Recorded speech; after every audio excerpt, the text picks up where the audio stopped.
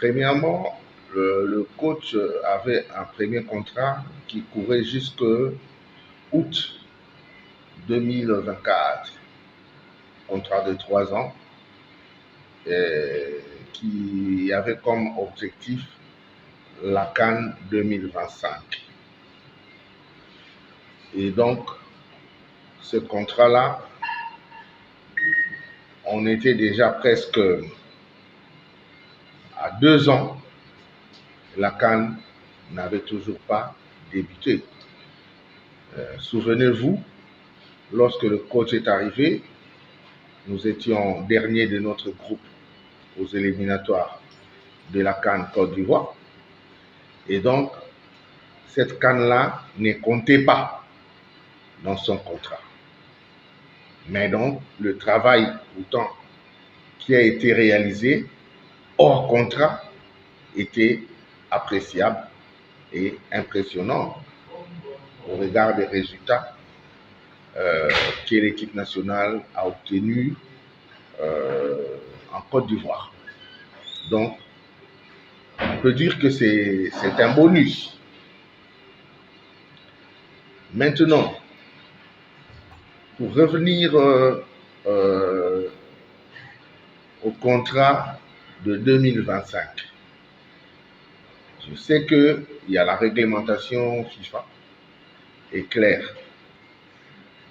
En cas de 2 mois d'impayement, d'arriéré, les contrats peuvent être rompus pour juste cause sportive. Or, en début juin, le coach a cumulé 6 mois d'impayés.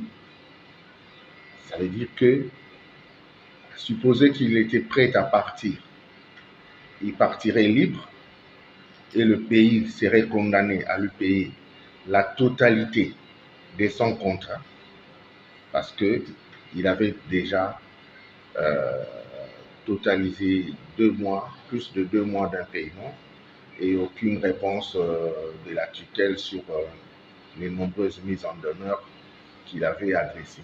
Contracté ailleurs, mais tout en récupérant à la RDC la totalité de son contrat jusqu'en 2025.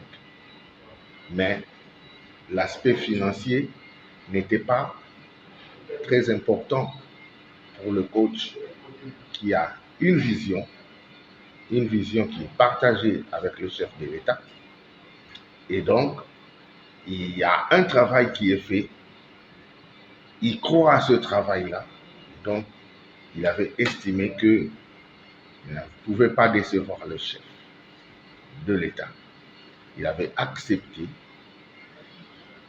de reprendre l'aventure jusqu'en 2029. Et donc, ça signifie que le contrat de 2025 a été annulé et remplacé par un nouveau contrat. Et ce contrat qui a été annulé sans indemnisation. Donc, ça, c'est l'effort financier que le coach avait fait, d'accepter, d'oublier les 6 mois d'arriéré et la valeur résiduelle restant de son contrat pour répartir sur de nouvelles bases. Donc, en acceptant de signer un nouveau contrat, il perdait la valeur résiduelle de son contrat, plus les 6 mois d'impayé. Donc, l'enjeu, contrairement à ce que les gens sont en train de raconter dans les réseaux sociaux, l'enjeu n'était pas financier.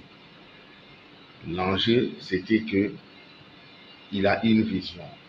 Il veut faire un travail de fond, et un travail de fond, on le fait dans la durée. C'est ainsi qu'avec le chef de l'État, ils sont convenus de répartir sur de nouvelles bases, donc de 2024 à 2029.